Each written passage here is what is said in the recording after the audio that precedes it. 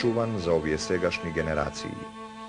Печат началник на штабот на Македонското востание 1878. Вмешувањето на интереси туѓи на македонскиот народ го попречуваат победоносниот од на ова македонско востание.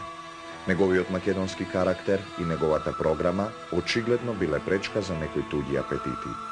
Нетрпеливоста помеѓу странските учесници во востанието начело со атаманот на македонските востаници Калников од една страна и Беровски и македонските војводи од друга, кулминирала кога атаманот со покровителство од надворешните комитети од Бугарија успеале омилениот македонски војвода Стојан Карастоилов подмолно да го убијат, а на Беровски да му го одземат началничкото место во штабот и да го затворат.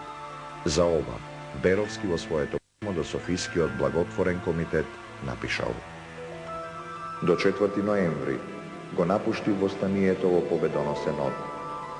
Турците ни чекор не стапнаа на ослободената територија. За дотогашната работа ја примам врз себе целата одговорност, но тој момент што се случило, одговарајте вие пред Бога и пред народот, ако сте решиле на вистина да го накажете и упропастите со моето отстранување во станието.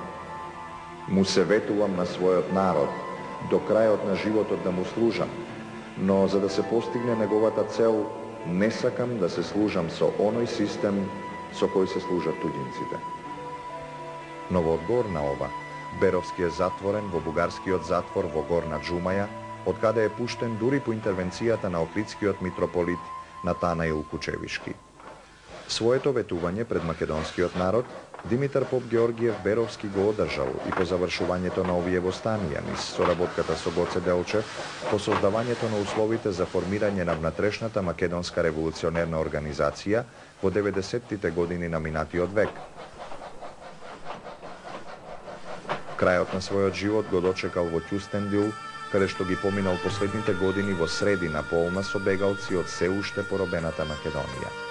Умрел во 1907 година на 67 годишна возраст. Почива во гробот кај Долна Грашница, Ќустендилско.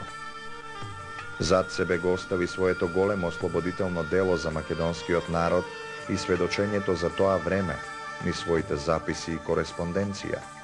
Како најголема светиња го чувал знамето на Разловечкото востание. Сега не делат 120 години од Разловечкото востание и близу 9 десетлетија од смртта на Беровски, но нема сомневање, нивниот спомен и дух, како и споменот за сите што ги положиле своите животи на олтарот на слободата на Македонија, живеат во новите генерации македонци и се чуваат низ остварувањето на современата самостојна македонска држава. Република Македонија.